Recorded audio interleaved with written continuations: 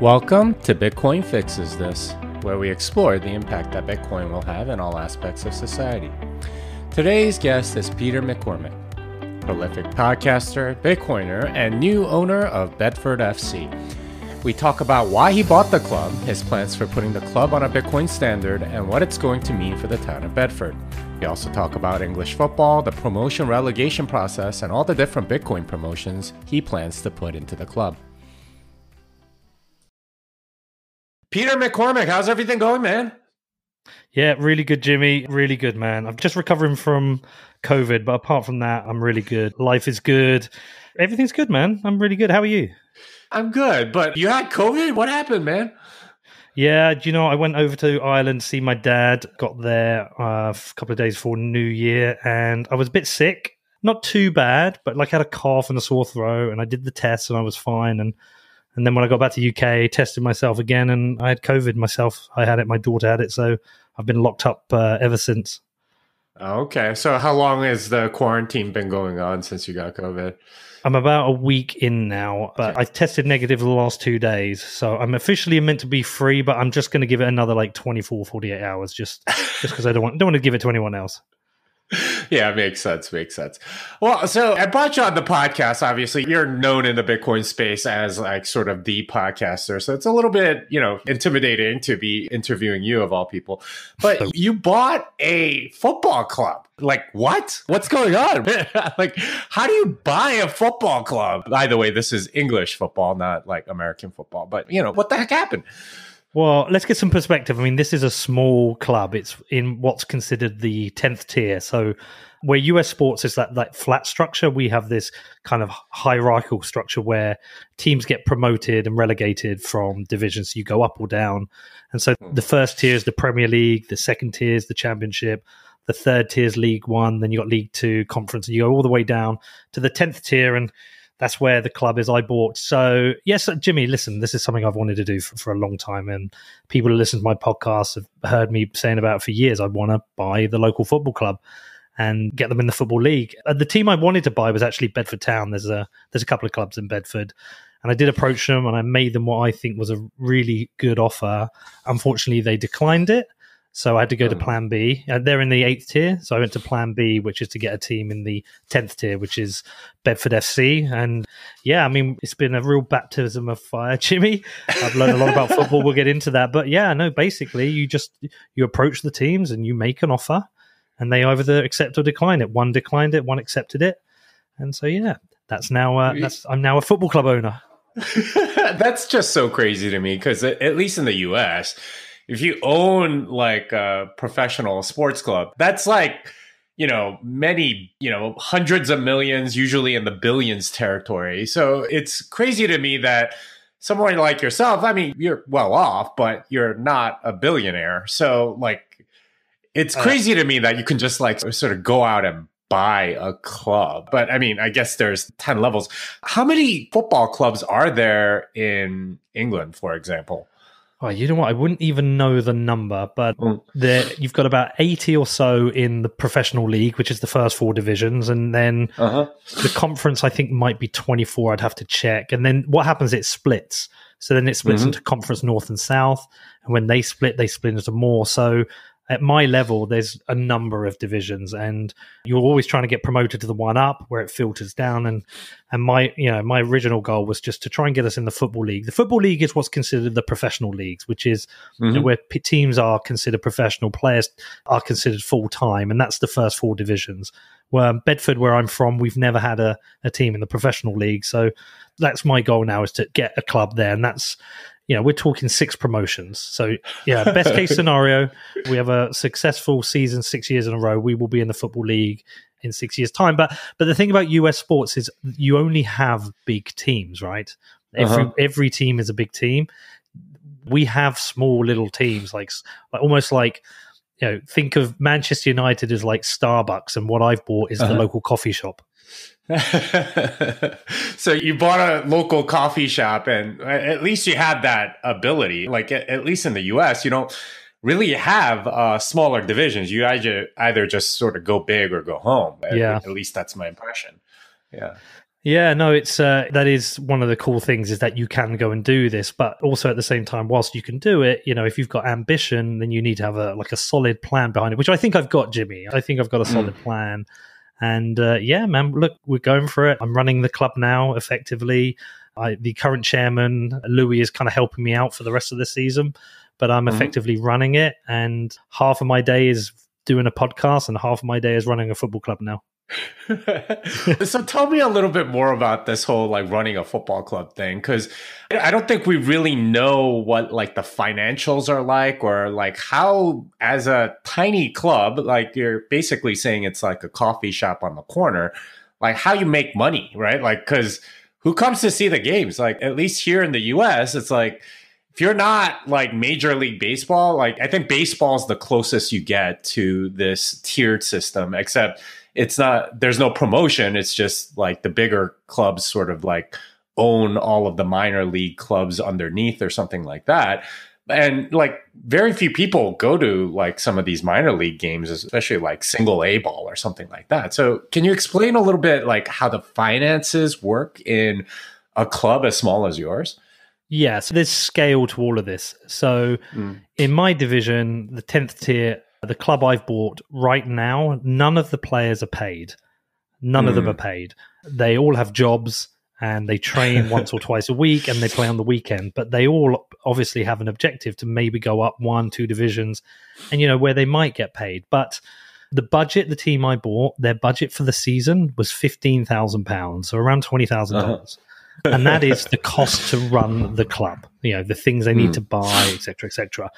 Now, I think I can do revenue in this first year. And when I say the first year, I'm basically saying the rest of this season, which is until May, and then the following season. So the next year and a half, I think my revenue could be around £1.5 million, which is unheard of for a team of this size.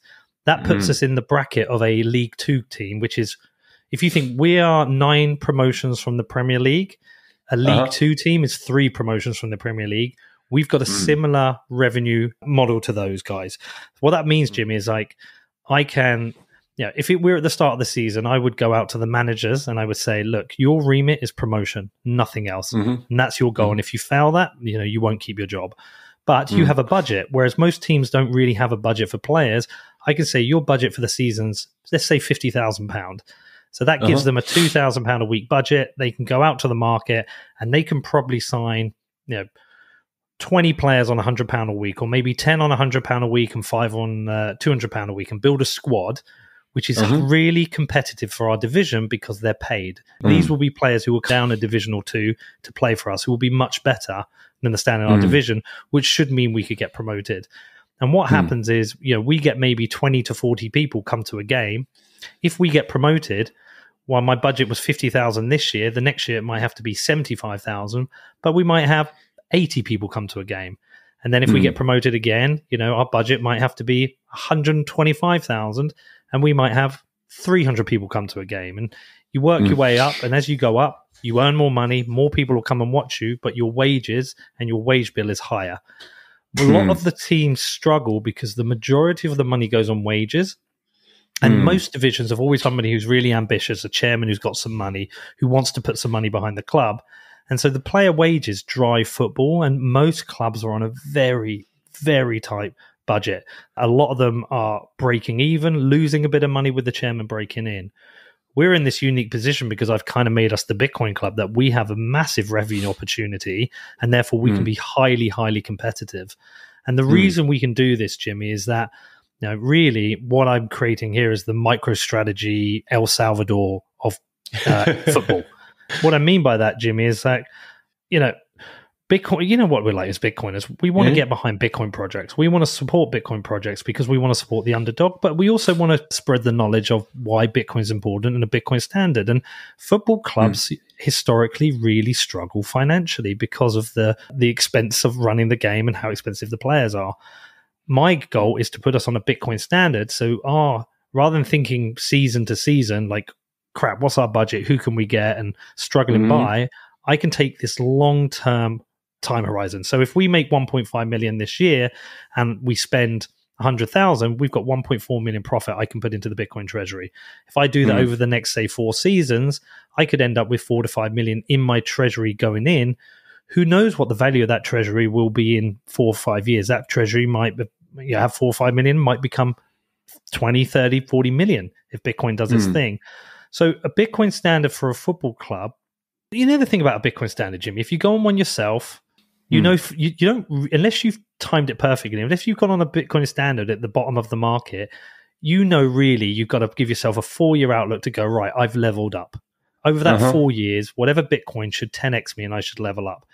It's going to be very difficult to do that with a big club because they're already struggling. We're such a small club with such a good revenue model that we can do that. And then in 4 seasons' time, when our treasury maybe has had like I say, 4 to 5 million pound going in, but is worth 20, 30 million, we could suddenly go, okay, this is our investment budget over the next 4 seasons. We will continue to try and drive a commercial profit. We will continue to top up our treasury, but we're now in that position because we've had a Bitcoin standard and we've got a low time preference that we can invest in our club the way other teams can't. So my goal really is to try and kind of like shake up sports with this. And I don't think I know a lot of people don't understand it already, Jimmy, because people think we're a crypto club that we're doing fan tokens, and it's none of that. So I think a bit like if you look at El Salvador, everyone wants to dump on Bukele. Everyone wants to attack him. And with the Bitcoin price, what it is, I know Steve Hanke is going to be out there, and we know that Peter Schiff's going to be out there criticizing him. We also know in 4 or 5 years, everyone's going to be like, he was right. He nailed this. And we'll be the same. People are going to criticize us. They're not going to understand it, Jimmy. In 4 to 5 years' time, we go, all your clubs are in debt. Well, that 5 million we put into our treasury is now 30 million, 20 million. We're now in this position. We've now 10x'd you over a 4-year period just because we've gone on a Bitcoin standard. Well, so let's back up a little bit because you told me that the budget for your club right now is like £15,000 a year, and you don't pay any of the players. So where's that money going? Do you have to like rent out the field, or what's the actual cost there? Yeah, so you've got the lease of the ground, which is you've got to pay, which is X. You've got to get kits. You've got to have a physio. You've got to. It's just all these various costs that go into running the club. Day to day running. I guess soccer balls and goals and stuff like that. Yeah, and floodlights. You have to change the bulbs on your floodlights. There's lots of things like that. And so a lot of these clubs, they really struggle. Whereas I've come in now, I sold £500,000 of sponsorship in the first week. Now they're coming to me and I've ordered new training kits for them. We've got a physio coming in who's going to be paid because the previous physio wasn't.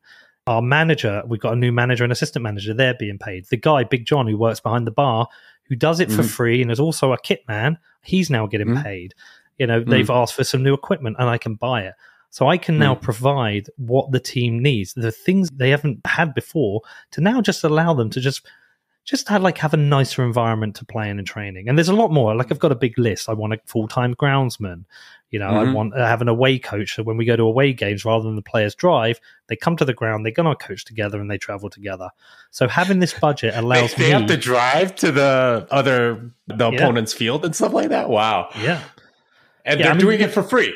Yeah. But we're at the 10th tier. But like when we go next, once we get up to the 9th tier, we will be competing with clubs where some still drive, but maybe some have a coach. And, by the time we've gone 3 or 4 promotions, it's like, no, every game we'll have a coach and we'll have every player paid. So I'm buying at the bottom because, Jimmy, look, it didn't matter which team I buy. I could have bought a big team or a small team. I could have got the Bitcoiners behind it. But buying a small team gives me 2 things. It gives me a fresh canvas to play with so I can put us in an orange shirt. And I can change the logo. I can do those kind of cool Bitcoin things. But I can take that low time preference trajectory because it doesn't matter what size club I bought. My revenue would have been about the same because the majority of my revenue is going to come from Bitcoiners and Bitcoin companies. So I might as well have a small club where I'm running at like a very good margin and put that money away and keep that in a Bitcoin treasury to give ourselves that position when in 4 or 5 years' time, when we're in the bigger leagues, we've got this real kind of nice financial cushion behind us. Well, so your plan then is to really like plan for the next 5 to 10 years instead of, okay, what are we going to do this season and so on? It's a bit of both, Jimmy. What it is that I have to consider every season, and every season the remit for the management is promotion. We will start next season promotion, and we hopefully will get it, and the start of the next season will be promotion, and they will have a good budget for players. I want my budget to be the best in the division we're in, and every division we're going through. That's what I want to happen. I can do that because I'm raising good funds on the commercial side. But at the same time, we can also take that long-term trajectory and say, okay, where do we want to be in 4 years?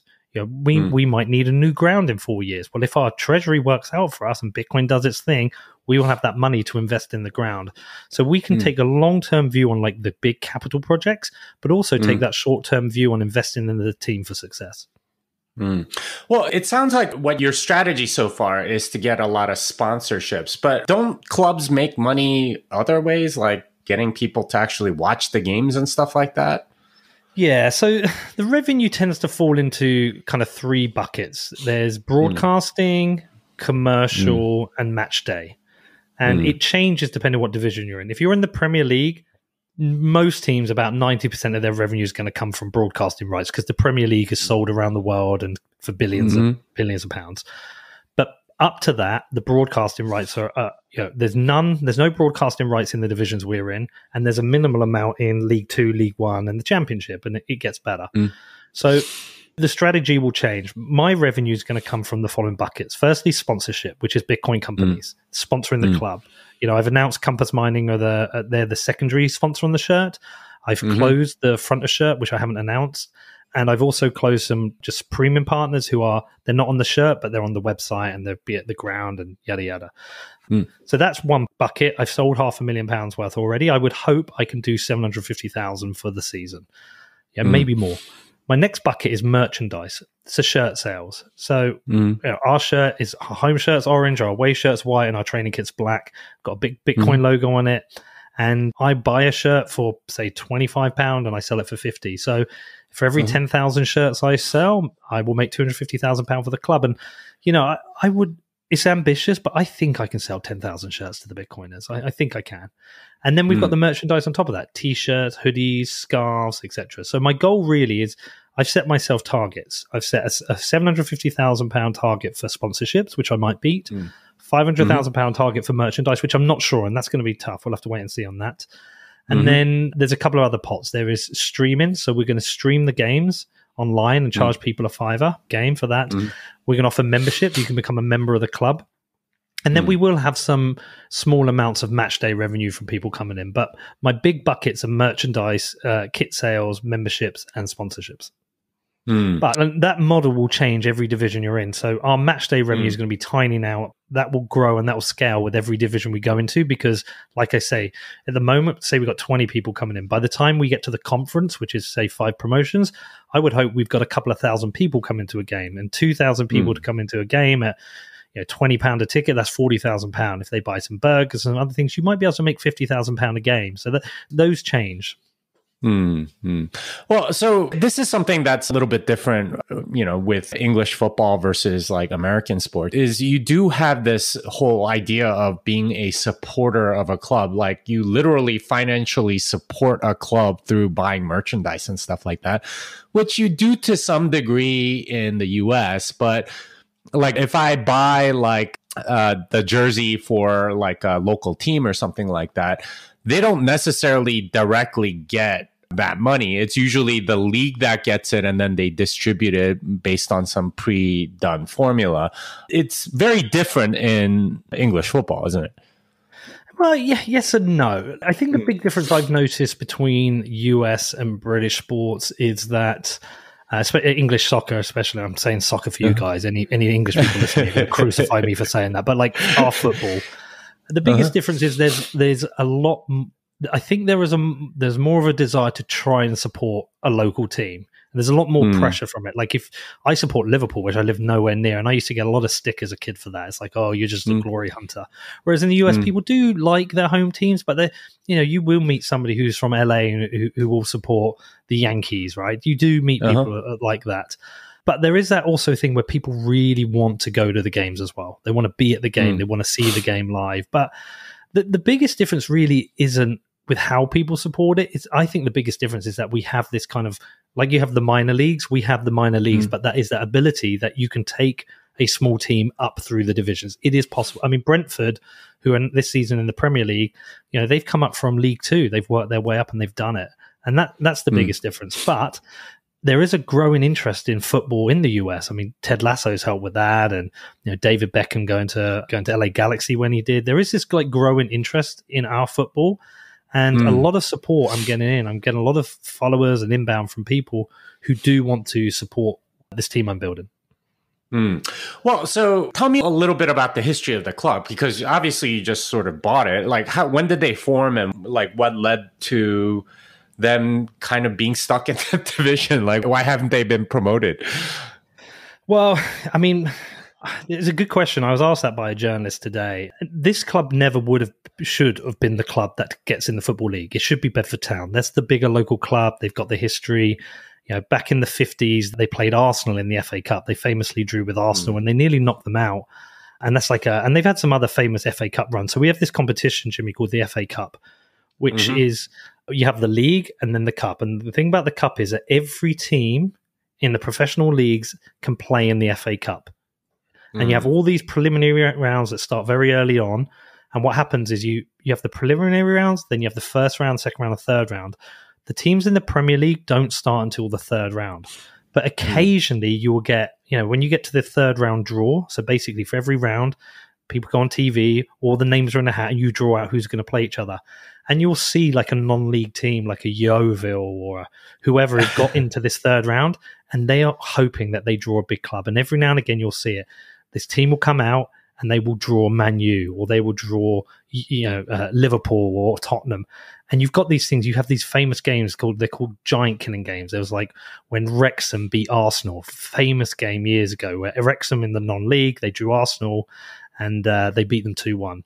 So that happens. And Bedford Town have had various cup runs, and and they should be the team going into the league. They weren't available to me, so I've gone with Bedford FC. They've got a lesser history. They were established back in the 50s, whereas I think Bedford Town's back about 120-year history. But they've changed their names a few times. They were originally Bedford United, then they became Valerio, and then Valerio merged with Bedford United, and yada yada. I mean, I don't know the full history, and some people are hammering me saying, "How do you not know?" I just don't know it. There is one long-time fan. We're going out for a coffee soon. He's going to teach me the whole history of the club. But yeah, no, it doesn't have a huge history. It hasn't achieved a lot. It's constantly been the smaller club in Bedford, and yeah, but I think it's going to cause a bit of a stir, because obviously our next door neighbours now are going to be thinking, well, who are these guys and what are they up to? And I expect they think we're a bit of a threat to them, because we are successful doing this.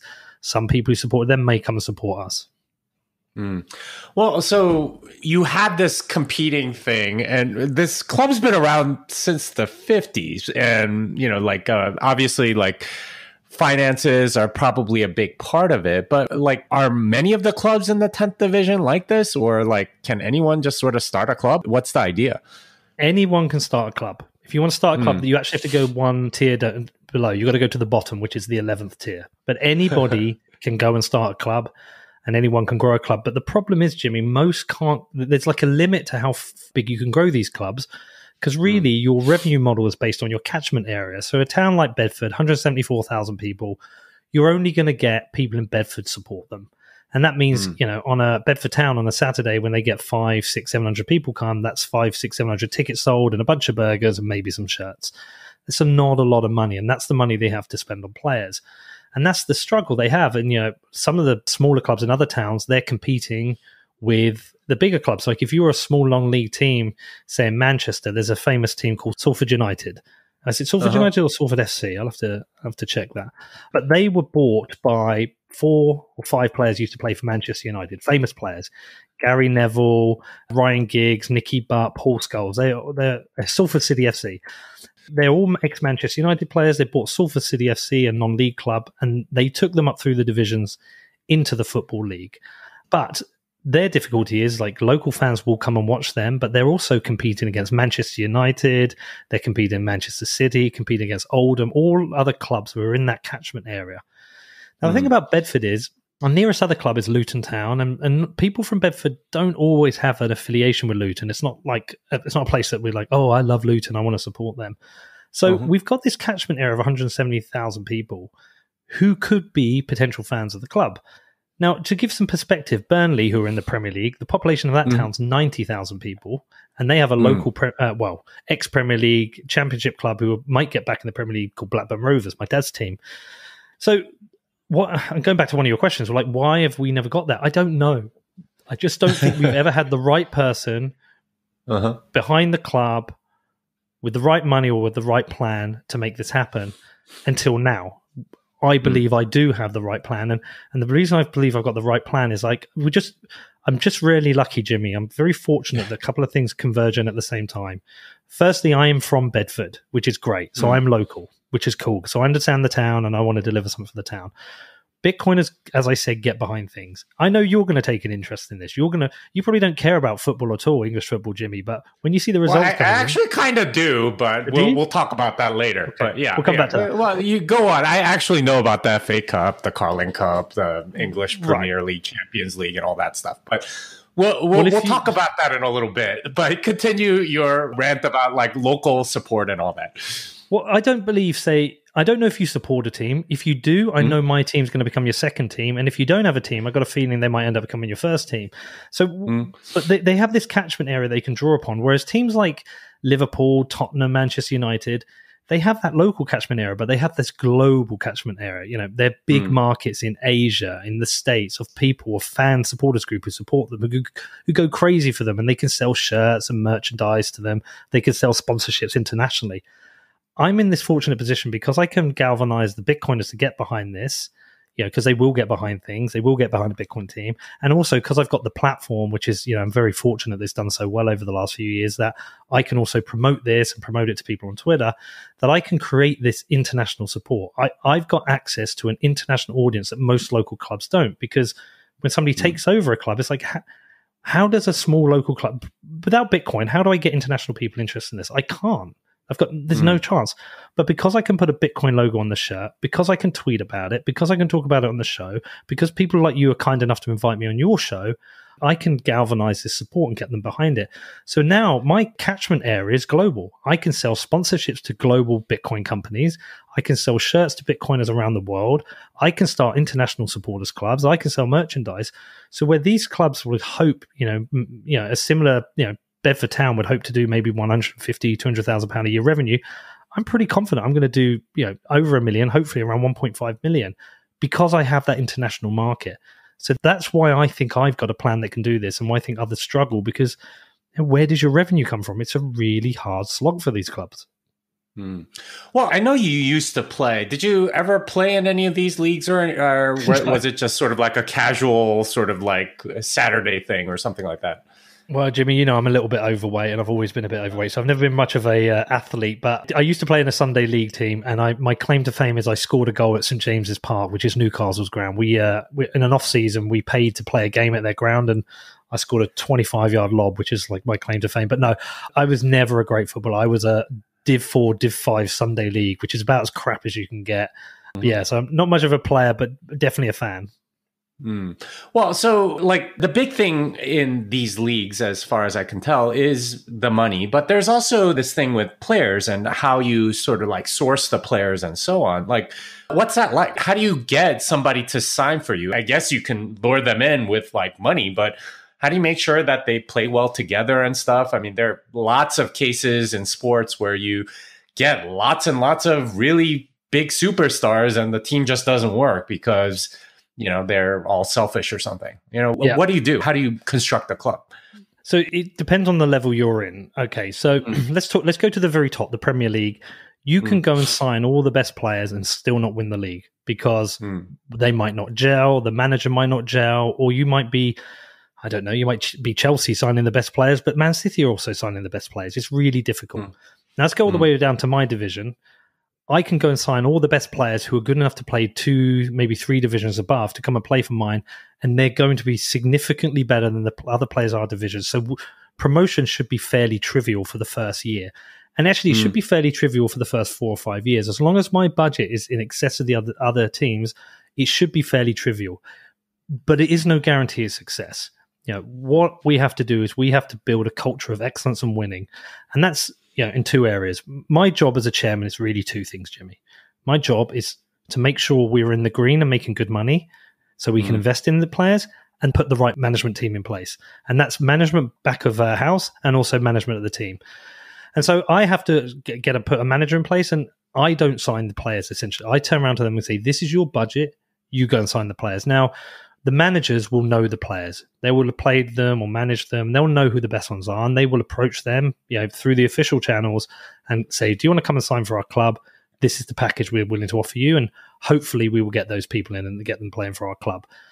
But like I say, as you got the divisions, it gets a bit more tricky because even if you have the best players, they don't always gel. So that's about the excellence. Not only do we have to get the best players in, but we've got to build the cultural winning in the club. And that might be coming down to providing the best facilities for the players to training, providing the best nutritional support, providing the best physio as available. We have to put everything in around the team to give them everything they can succeed.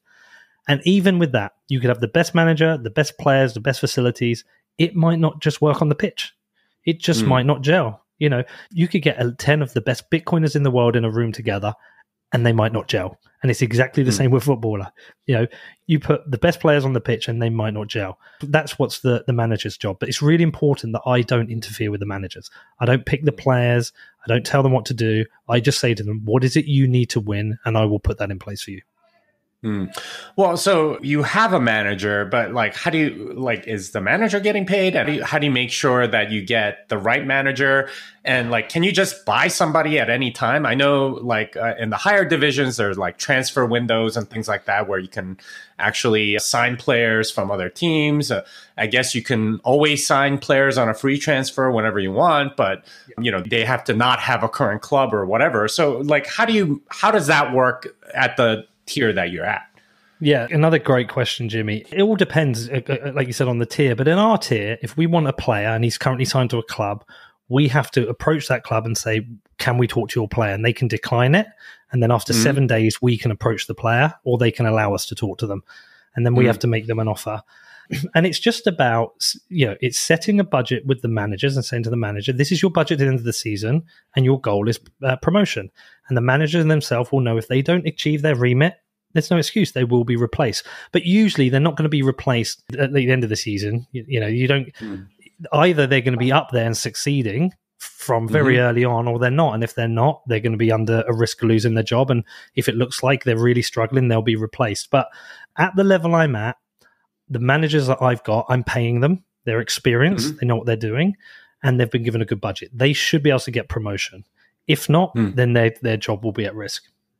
And what are the promotion rules down at the 10th division? Is it just the top 3 clubs in your league, or is it something different? I don't really know. That's a funny question, because sometimes trying to get clear information about this is quite difficult. But the division I'm in, because what it is essentially the division above, it's teams from 2 divisions filter up into it. So when I said before, say, for example, conference, after the conference, it splits into Conference North and Conference South, and teams go up from Conference North and South into the conference. It's similar down to where we are. So as I understand it, for the division I'm in, the top team goes up, and the next 4 go into what is known as playoffs, where you have a semi-final and a final, and whoever wins the playoffs goes up. So it should be 2 teams going up. I don't want to risk playoffs next season. The remit for the manager isn't just promotion, it is to be top of the league. Absolutely top of the league, to go straight up. But it's like I say, it's all achievable. Okay, so you have to finish first to be guaranteed. Otherwise, you go into a 14 playoff. And how many teams are in your league at the moment? I think you know what? Let me just check that. I think it is 20. I think it's about 20. Here we go. Got it here in front of me. Div 1. So there are 20 teams in our division, and we are currently 8th. So Stopfold are top, and we're playing them. That's our next game a week tomorrow. And then we are 8th, so we need to go 1, 2, 3. We need essentially go up to top 5. So we need essentially to go up 3 places. Wait, you need to be. I thought it was just the top 3, and the second and third go into a playoff with the second and third. Top goes up, second, third, fourth, and fifth go into a playoff. Semi-finals, then final playoff. And so currently the fifth place team is on 38 points and we're on 36 points, but we've played 2 more games than them. But we've got 16 games to go. I think we need to win 13 of our final games to get into those playoff positions, which is doable because, like I say, I've given the managers a budget to go out and get some players now. So I think we can do it. I think we should make the playoffs. But if we don't, so be it. Okay, so in order to promote, you need to at least have a chance by getting into the top 5. And in order to do that, if I understand that you have a home and away with every other team in your league, so that's 19 other teams, so 38 games. 38 and games. You've already gone through 22 games and you have 16 left. That's I guess that's why you have to wait until May, because you got like 1 game a weekend, something like that, and basically you have 16 games. You need to, you think, win 13 in order to get into the playoff spot. Yeah, that's essentially. I think 13 out of 16 wins will get us into the playoffs for sure. Okay. And what would it take to get to the top? Is that like too not far achievable? Out now. No, because they're not going to lose enough games. They're already on 53 points. So, they've essentially lost 3 and drawn 2 and won 17. We're not going to catch them. But like I say, if we don't get up this season, next season, I would expect us to be at the top from very early on and maintain that position for the whole season. But if you're in the playoffs, you have to win that 4-team tournament in order to promote. Hell yeah. Listen, if we make the playoffs, I think we've got a good chance of going up because we will have the right players in place. Like the team we'll have in place for the rest of the season will be a team that would have got us promoted. Well, so how many players have you actually signed so far? Like, I know you said nobody was getting paid. How many are getting paid at this moment?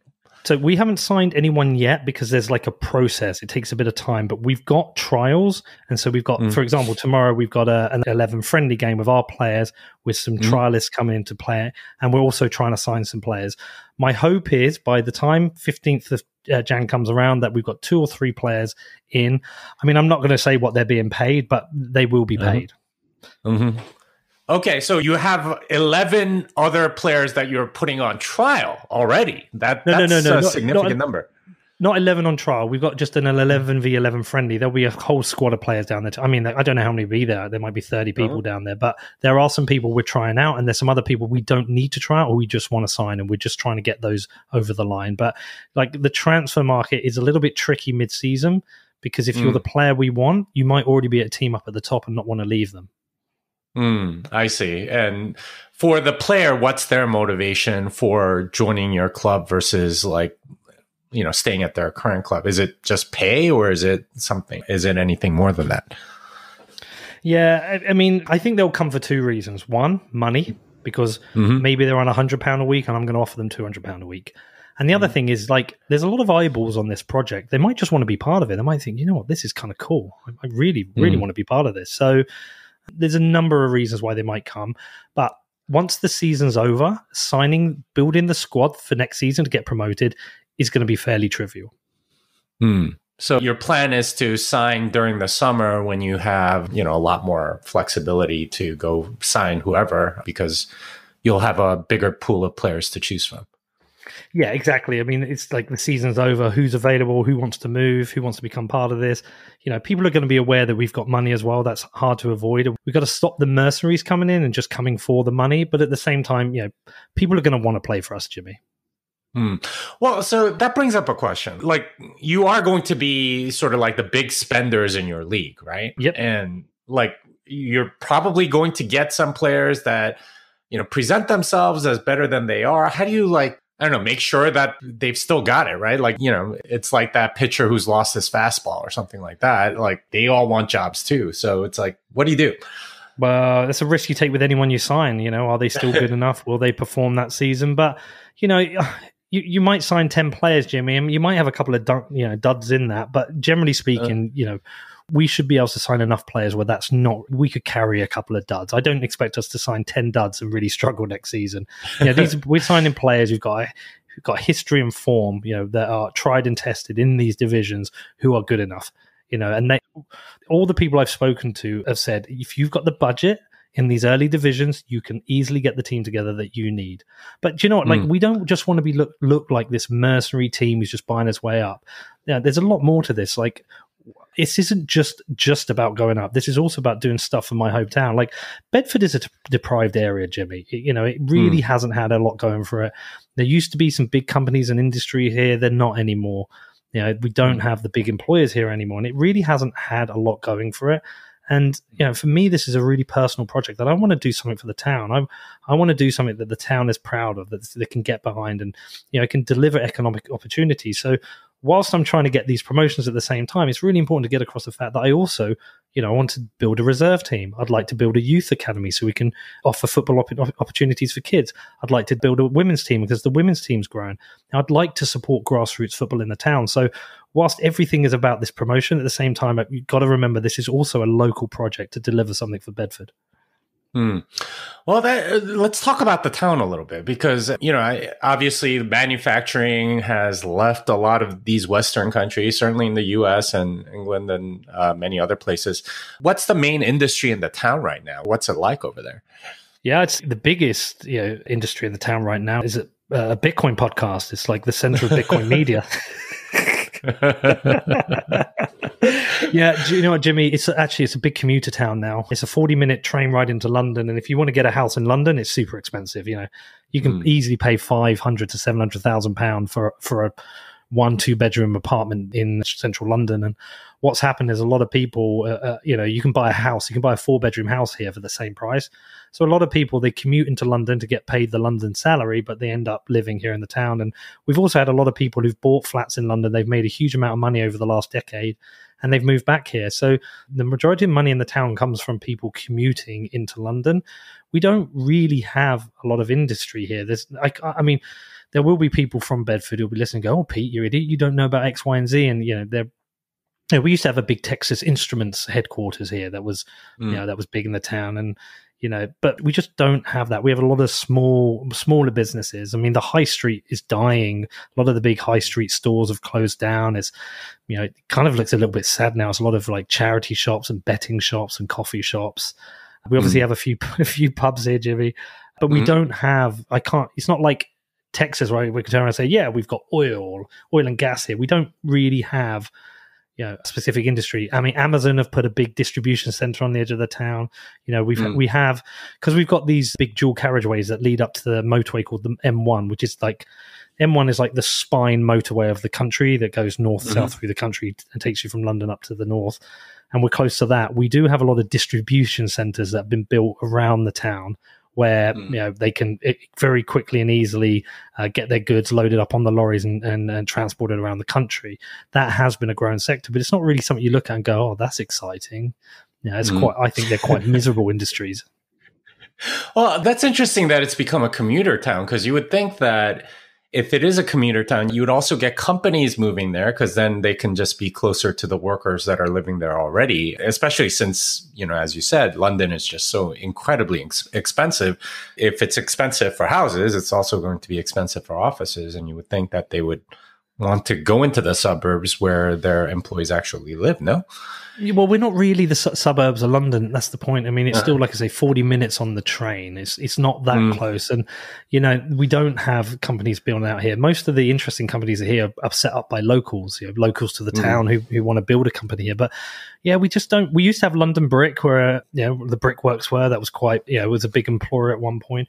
It's a very diverse town, though, Jimmy. Like, it's one of the most multicultural towns in the UK. We have a massive Italian community. I think a lot of those people came here and worked at the London Brick, at the brickworks. We have a big Asian community. We have probably, if you ever come here, if I ever get you here, Jimmy, I'll take you for one of the best curries you've ever had. We've got a lot of curry houses here, and big Indian community here.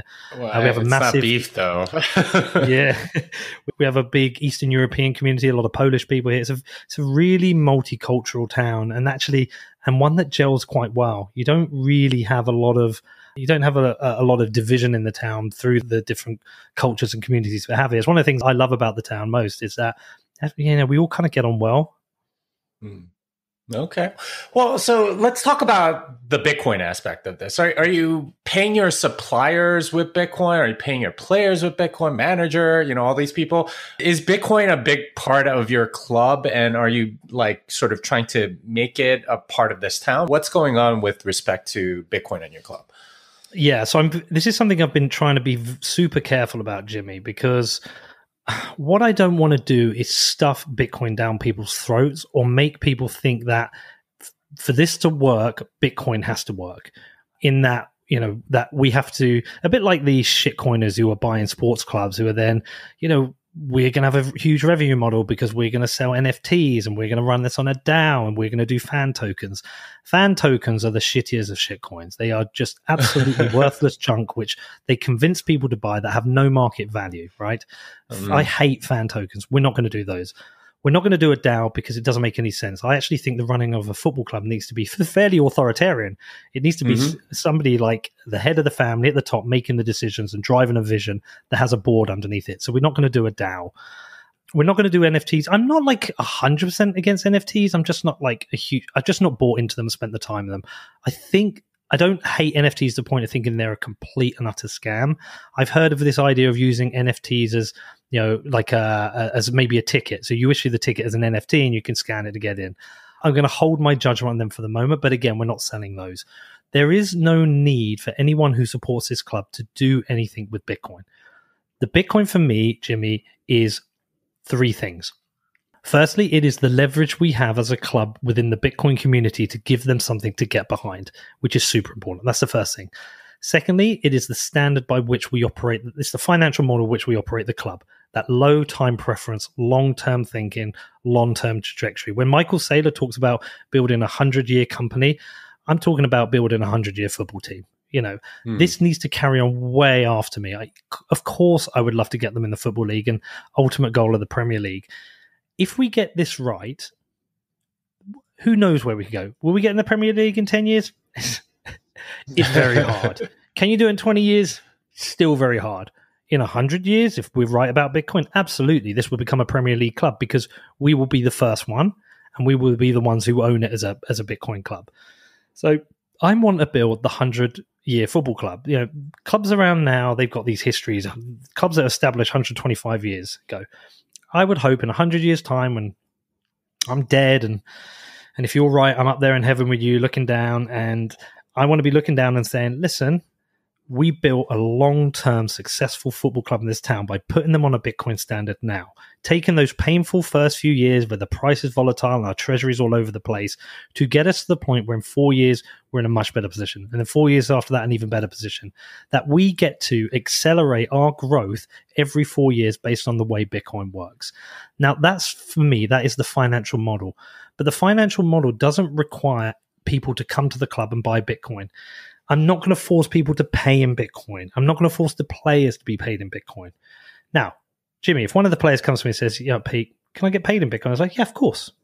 We hold Bitcoin. I can pay you in it. That's totally up to you. And if somebody comes into the club and they want to buy a cup of coffee and they want to pay on Lightning, yes, I'm going to accept their money.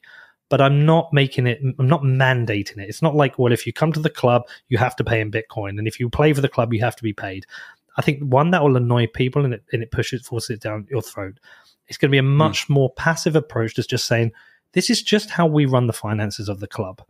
Now, but the third part of this is I do want to teach people about Bitcoin, Jimmy. And it's hard because people think, where we think shitcoiners are scammers, people external to football who don't understand Bitcoin think I'm a scammer. They think they think I'm running some scam here with a football club to try and milk it out of people. Obviously, I'm not. You understand it. So I've got a big job to educate people on Bitcoin. I got approached by Connor Okus, who's an ex-footballer who works for Spiral for Jack Dorsey. Yeah, he wants to play for the club because he's ex-player, but he's going to run the education program. So this is another cool thing about our club in that most football clubs, you ask them, what do you stand for? And it'll be winning, excellence. They didn't really stand for anything. We actually got something we stand for. We stand for financial literacy. So when you go on a football club's website and they've got a shop and they've got tickets, they've got fixtures, results, we'll have all of that. But we're also going to have this one section that's Learn Bitcoin. And you can go into there and you can find Saifedean's book and you can find VJ's book and Maybe at some point, if people want to learn to code, they'll find your book there, Jimmy. Or you can listen to Stefan Livera's I have other non-coding books, just saying, Well, we'll get them up there, mate. But if you want to listen to a podcast, you've got Marty Benz on there, you've got Stefan Livera's, you've got John Vallis. We'll eventually put all those resources up there so people can learn about Bitcoin. Also, we're going to do Bitcoin meetups at the club. So not now, but maybe next season. Every week, the fixture's at 3 o'clock. At 1 o'clock, we'll run a Bitcoin meetup. Anyone who wants to come down to the ground, learn about Bitcoin, we'll provide the education program to do it. So I do want to teach people about Bitcoin. I just don't want to force it down their throat, and I don't want to mandate it on people. I don't want people to be put off Bitcoin. Yeah, I hope that makes sense. Yeah, well, I mean, you said you want this to be sort of like the club for Bitcoiners, in which case I expect some people to like come out to watch a game like as sort of like a pilgrimage or something like that. I mean, you got to have services for that, right? No, of course. And like I say, we'll have it in place. And maybe not next week, but I hope, my dream with this, Jimmy, this would be so awesome. The way everyone has made their pilgrimage to El Salvador, the Bitcoiners will look at this and go, I'm going to make my pilgrimage to Bedford. I'm going to go and watch one of the games. And when they turn up to a game day, maybe they'll come and we've got a Bitcoin meetup and we're running that for an hour, before the game. And then if they want to buy their cup of coffee or they want to buy their, pint of lager at halftime, we will let them pay in sats. We will have every Bitcoin facility available. When we launch our merch store, you'll be able to spend your dirty fiat, but you will also be able to spend your Bitcoin if you want to do it. But we will have both options. Like I say, we're not forcing it down people's throats. But I would love to do that. And I want our club to use all the different Bitcoin services. So hopefully, our treasury will be managed in a multi-sig wallet, and that will be one of the Bitcoin companies that operates that. And as it is, that will naturally get promoted for them. We will, if we have payroll in Bitcoin, we'll use one of the Bitcoin companies to do our payroll. So I'm going to use Bitcoin companies throughout this. It is a Bitcoin club. We are the club for Bitcoiners and we use Bitcoin services, but it is not a Bitcoin maximalist club in that I'm forcing people to only do that. I don't want a player to come to me and go, well, I don't want to receive Bitcoin. I'm getting paid £100 a week. I need the money, and they can get paid in pounds and they can get paid in Bitcoin. It's going to be totally up to them. Okay. Have any players sort of like, you mentioned the guy from Spiral that wants to play for the club, but have any other players sort of approached because you're a Bitcoin club? Like, hey, I'm interested in playing for this club because you guys are doing something that's aligning with my beliefs or anything like that? I mean, it's not just players. I've had my email's been in meltdown for the last month, and it's people who want to come and be a manager, people who want to come and play, people who want to run our youth team, people who want to run our merch store, people who want to set up the youth setup, people who want to help with operations, people who just want to just saying to me, can I do anything? How can I help? I want to be part of this. I've had so much inbound where people want to get behind this project. The big challenge, with all this, Jimmy, is maintaining interest. Like, it's exciting now, but like 3 years in, people still be interested. That's one of the biggest challenges I face, because if the interest wanes and I can't keep people interested, then the commercial model itself will start to struggle. I've got to make this, like I say, build a 100-year club. I've got to be able to build a club that has a local and an international fan base that is built for the long term. Well, one other question that I was thinking about, like as you were saying all of this, is it possible, well, I don't know what the rules are financially, but can fans like directly tip players or something like that? Like, say they had a particularly good performance. I think you call it man of the match in England over there. But say, like they vote by, giving sats, and then like whatever sats get are included at the end, it goes to the man of the match or something like that. Is that an allowed thing, or is that like completely off base or something?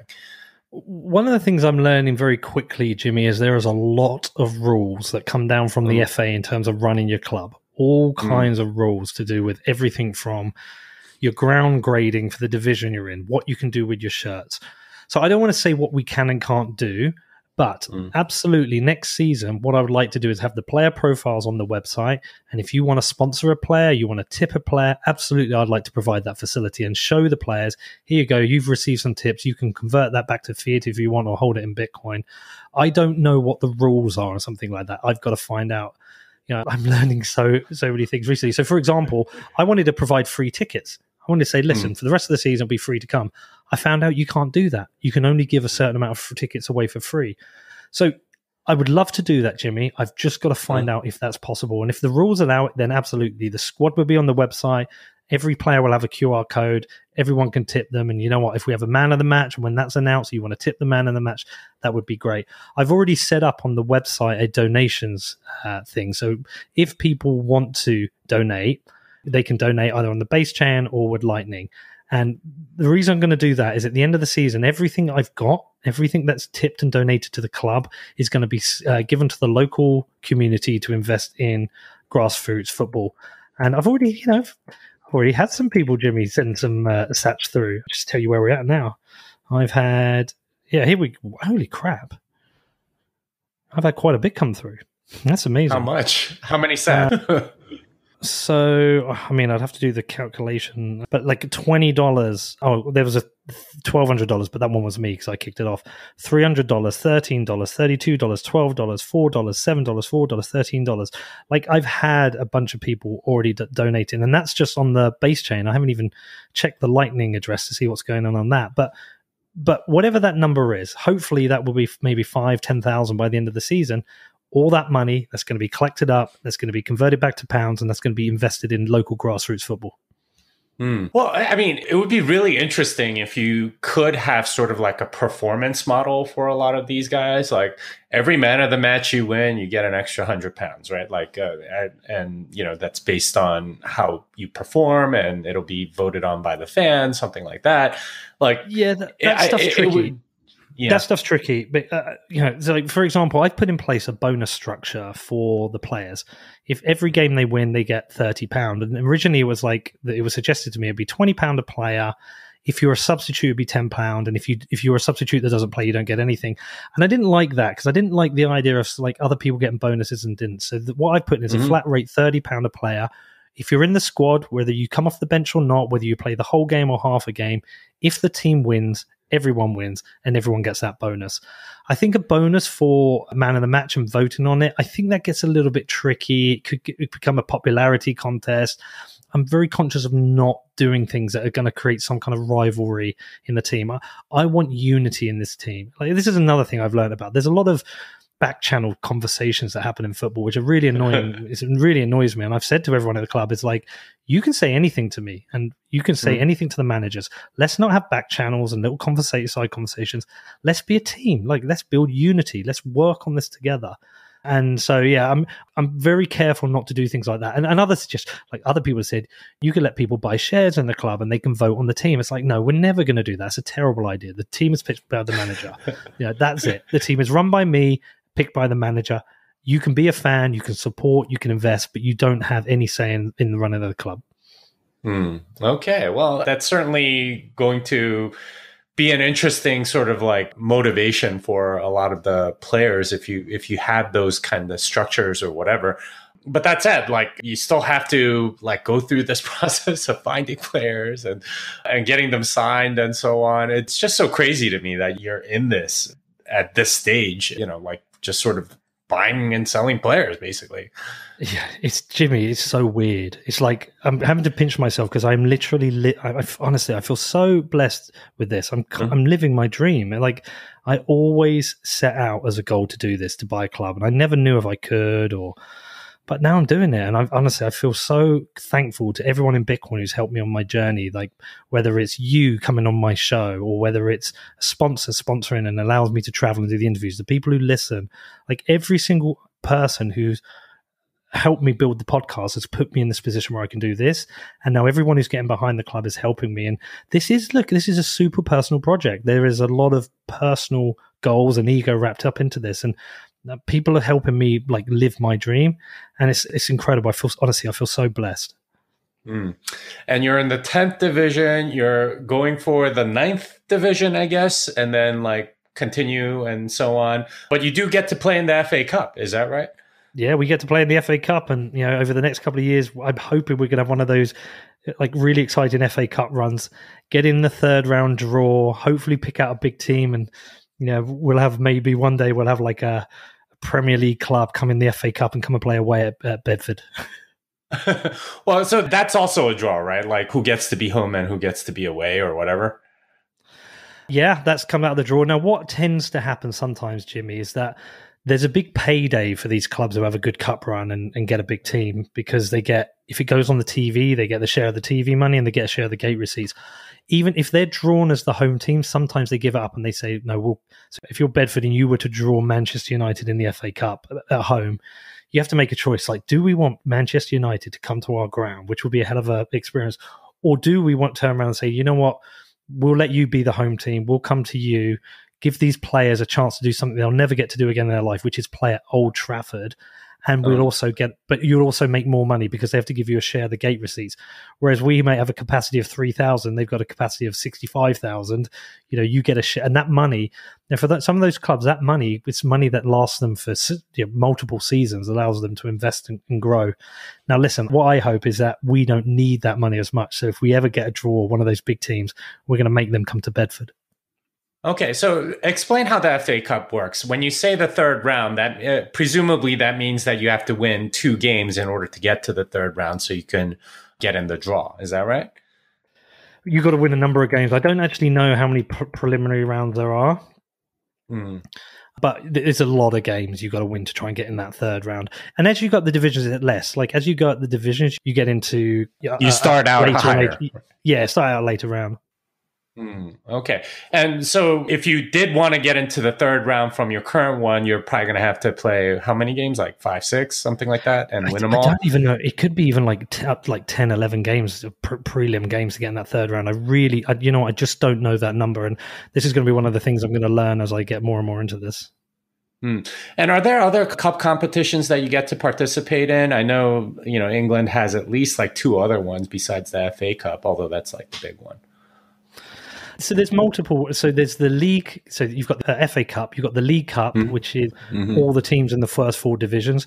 But then you have other cups, like you've got like the FA Vars, which is a cup for lower league teams. But the great thing about that is if you get into the final of that, you get to play a game at Wembley. You might not sell it out, but you get to go to Wembley Stadium and play. And there's a massive incentive to have a good run in a cup like that. So you can do that. So your players can get to go to Wembley. Okay, so there's some financial benefit to any of these things. And well, I mean, that sounds like a lot of games. You have 38 league games. You have the FA Cup. You have this, you have several other cup competitions that you get to play in. And this is like the eternal complaint of English footballers. It's, fixture congestion. Like, how do you manage that when these people are getting paid, a pittance and, they have to go work another job? Like, I imagine half of these are like midweek and stuff, right? Yeah, I mean, look, you've just got to manage it. Like sometimes you can't pick the exact team you want because, sometimes a player will turn around and say, I can't play this Saturday, I've got to work. And, they need that money. And that is a challenge. That is one of the challenges you face, is that when you've got amateur players giving up their spare time, that, they've got to go and work. But, what can you do? You just have to support them as best as you can. You just have to say, okay, we understand, but can we do anything to help you? Is there anything we can do so you can play? Can you change your shift or can we compensate you for missing that shift? These are the kind of things that I'm going to figure out as we go. But yeah, Jimmy, it's a real challenge. Well, yeah, to figure out like the fixture congestion and stuff like that. All right. So you told me you have like 100-year plan for this club. What are you hoping that this club does for Bitcoiners? Because obviously your Bitcoin's doing fantastic things for the club already. You got tons of sponsorships, you have a budget, you have a plan, all this other stuff. What's this club going to do for the Bitcoiners that are listening to this podcast? How is it going to affect them? Yeah, it's a great question. And it's a really, really important question because I've talked a lot about like this being a personal project, personal ambition, and I'm leaning on Bitcoin and leaning on Bitcoiners to help me do this. But there is a benefit to everyone, which is the good thing about this. So another way to put it, Jimmy, you operate on a Bitcoin standard now, you personally, right? And that's probably been one of the best decisions you've ever made. And I live now on a Bitcoin standard. My podcast finances operate on a Bitcoin standard. And that's fundamentally changed my life because I've been able to get through a full cycle and level up. That's been excellent for me. I think this is where I talk about El Salvador and I talk about MicroStrategy. Let's go back to February, March of last year. I'd never heard of MicroStrategy and I'd never heard of Michael Saylor, and most people hadn't. But now every single CEO of an S&P 500 company knows who Michael Saylor is. Probably every CEO worth their salt in America, all around the world, knows who Michael Saylor is. He had, maybe 200,000 followers on Twitter at the time he announced his Bitcoin purchase. He's got a couple of million now.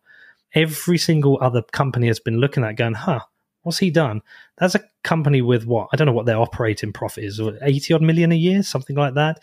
They're now sat on a multi-billion-dollar Bitcoin treasury, which is incredible. Absolutely incredible for MicroStrategy, incredible for Michael Saylor, but an incredible education lesson for other businesses. And we've seen that Tesla got involved. We've seen that other CEOs have got involved. Now let's flip over to El Salvador. Again, a year ago, I doubt many people could even point to it on a map. They might have got the region right. They certainly wouldn't have heard about Bukele. Now, everyone's heard of Bukele. Everyone knows who El Salvador is. And what's going to happen is we go in 5 years' time, people are going to go, Michael Saylor made the best decision of any CEO in the world when he went on a Bitcoin standard, and he went deep. Yeah, and he absolutely crushed it. And him, his company, and his shareholders have been rewarded for that. Again, 5 years' time, all these other smaller countries are going to look at El Salvador and go, holy crap, they made the best decision possible there. They've absolutely 10x their country. They've moved them forward. They've driven economic opportunity. They've driven tourism. They've raised up the standards of living in their country. My goal's exactly the same for this. There are numerous professional sports clubs all around the world. And a lot of these sports clubs, they operate on very tight margins. Most of them are in debt or struggling. My hope is in 5 years' time, people look at it and go, look at that team. They've got no debt. They've got capital. They've got great facilities. They can invest in their team. They can invest in the local community. They did that on a Bitcoin standard. Maybe we should do that. So whereas countries may consider doing what El Salvador has done, and companies might consider what Michael Saylor's done, hopefully fans of football or owners of football clubs will also go, maybe I should do that. Maybe I should go onto a Bitcoin standard. So really, I think there's like this symbiotic relationship where this can benefit Bedford and this can benefit Bitcoin. Both get to win if this is right. Bedford gets to win because it gets a professional team and it has economic opportunity and something for the town to be proud of behind. And Bitcoiners benefit because other sports teams look at this and they start going on a Bitcoin standard. It's a chance to educate Bitcoin and teach Bitcoin to millions and tens of millions of people around the world who like football. Because, Jimmy, if we get this right, if this is right and I'm right, this will end up being the biggest story in sports.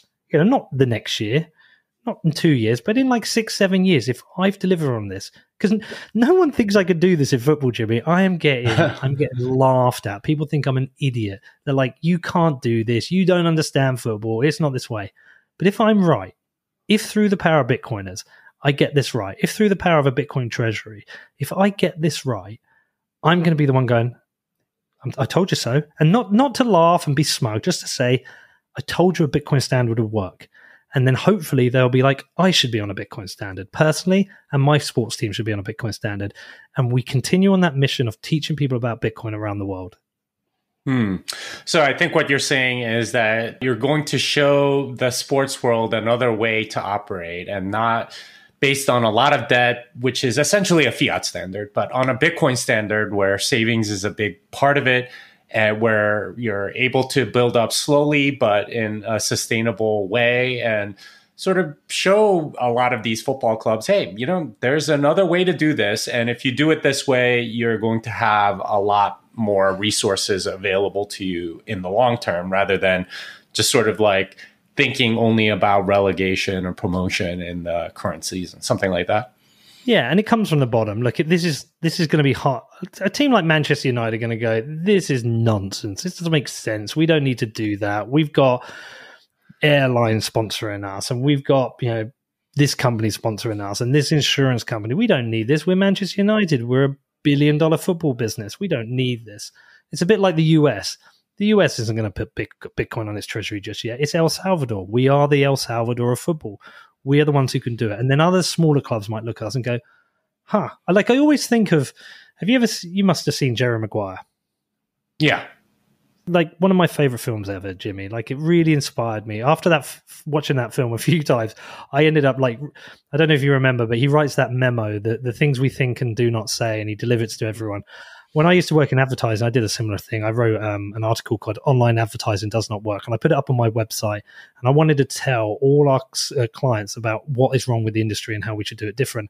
And just like Jerry Maguire, it fell flat on its face. Nobody cared, and I ended up quitting the industry. But I always think of that film, and I think of that final kind of one of those final scenes where at the end, Cuba Gooding Jr. gets his, he has his injury on the pitch, gets up, he's fine, and they go to the outside. The press are all taking photos, and he just goes straight up to Tom Cruise and have this big hug. And there's the other guy there who's got a different agent, and he said, "Why is our relationship not like that?" And it was just like he was proven right. He did things in the right way. And all I hope for this is at some point, like, we're right, and rather than be smug and saying, "I told you so," it's like I want other people to look and go, why aren't we like that? Why haven't we done that? Why did we ignore him? We as Bitcoiners, and you know longer than me, you've been in this longer than I have, Jimmy. I got to ride it for the last 5 years, and Bitcoin is relatively, a bit more mainstream now, but people have been laughed at for years about this, and I'm going to be laughed at about this. But if I'm right, which I believe I am, I think people are going to turn around and go, okay, yeah, Pete got this right. Maybe we should be doing the same. And this is all we ever try and do, isn't it, Jimmy? We just try and educate people about the benefits of Bitcoin. Then hopefully they go off and they employ some form of Bitcoin standard for themselves. They start stacking. They start changing the future for themselves. So fingers crossed, man. I think we've got the right plan here.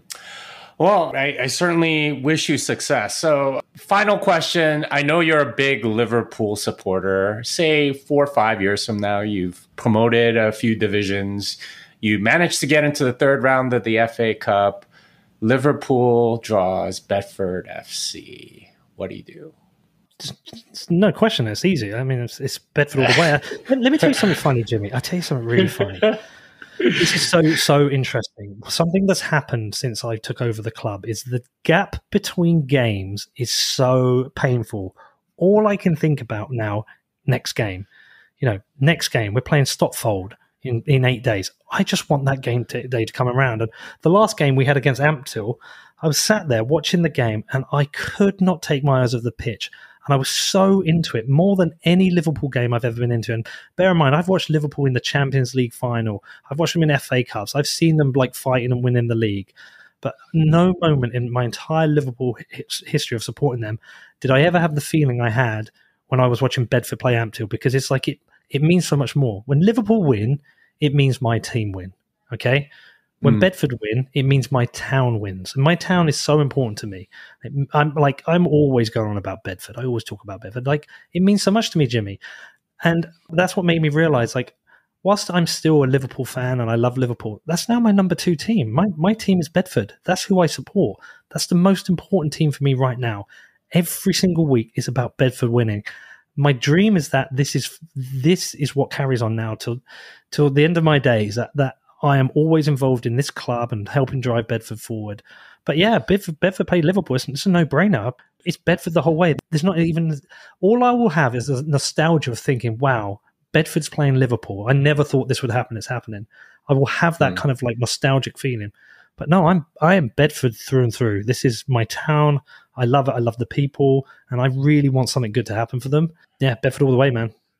Yeah, I did read a story a while back about, I think there was a club after the Glazers bought the Manchester United that started as a result of that. And it was called like the Football Club of Manchester or something. And they managed to promote themselves up a few divisions. And then they got to the FA Cup third round and they tried so hard. They were wishing for Manchester United to actually be drawn against them. I don't think that happened though. So... Yeah, that was like fairy tales like this do happen. So I really hope that something like that happens for you. Well, that was FC United, and it's not the only time it's happened. When there's a famous club called Wimbledon, a very cult English football club. They were always a small team. I think they shared a ground. I can't remember who they shared a ground with, but they famously won the FA Cup when I was a kid. I think it was 1989. They beat Liverpool. I'm pretty sure Peter Beardsley missed the penalty, but they won. And they had some famous players in it. Vinnie Jones, who ended up becoming an actor in Lock, Stock, and Dennis Wise and John Fashion, who all played for this club. And everybody loved them. They were called the Crazy Gang. And then what happened was they always struggled to get a ground, and they ended up moving almost like a US franchise, which is not a thing in the UK. People hate it. They moved to Milton Keynes, a big town, essentially a city that didn't have a big club. And they moved, and everybody hated them. Everyone hated it, hated the story. They ended up, all the fans ended up building a new team, and they went up through the divisions, and they had some success. They've done it. Salford did it. FC United did it to a certain extent. The problem is with all these clubs, they hit a commercial limit because they still have this issue where they've got the catchment area of where their club is and what revenue they can get in. I am in a better position because my catchment area is the world. My supporter base is Bitcoiners, and there are a lot of us. And, you know, when we go after something, Jimmy, we really go after it. Well, where can people like get tickets or watch a game or something like that? And do you have packages available for Bitcoiners to like go and watch a game, be hosted in Bedford for a day, and like, I don't know, hang out with the players or something? Figuring that all out. Right now, it's just getting the club running, getting the team in place, the management in place. Look, if people want to follow it, go to railbedford.com, REAL Bedford.com. Follow us on twitter.com/RailBedford, at RailBedford. Same on Instagram. Everything's Rail Bedford. The team we bought is Bedford FC. It will change name at the end of the season. No packages yet. We will get there, Jimmy. But like, I have to get people to be prepared. This is a very small team, low standard of football that will get better and over the years. But absolutely, right now I'm working on packages so people can stream games. And then ultimately I'll do packages where I want people to come to Bedford. I want them to make their pilgrimage. I want them to come here and see them play. There's a lot to do though, Jimmy, man. There's only so many hours in the day, but I am getting there. And everything you want to happen, I will eventually make happen. Well, I'm very excited for you. Hopefully other, Bitcoiners maybe get into this game, maybe not in your particular division, but in other divisions. And I mean, there's like multiple divisions in pretty much every European country. I know that for a fact. So it'll be interesting to watch and, see where you get with this. I mean, let's hit back in like 5 years and see where you are on this journey, because I think it'll be really fun to watch. Well, Jimmy, listen, I really appreciate you having me on your podcast. I've appreciated getting to know you over the years and you coming on my show. And you've been a big part of my journey in Bitcoin. I've learned a lot from you and you've helped me with it. So, look, thanks so much for doing this and allowing me to tell the story. And I will definitely get you to buy a shirt. Actually, I need you to buy, I can probably sell you about 8 shirts. Yeah, that would be interesting for my entire family. But thanks. All right, man. Take care, dude. Unchained Capital is a sponsor of this podcast. I'm an advisor to the company. I know the team well, and I'm excited for what they are building. If you need multi-sig, collaborative custody, or a Bitcoin native financial services partner, learn more at unchained.com. Well, that wraps it up for this episode of Bitcoin Fixes This. Peter McCormack can be found at Peter McCormack on Twitter and whatbitcoindid.com. Until next time, fiat delenda est.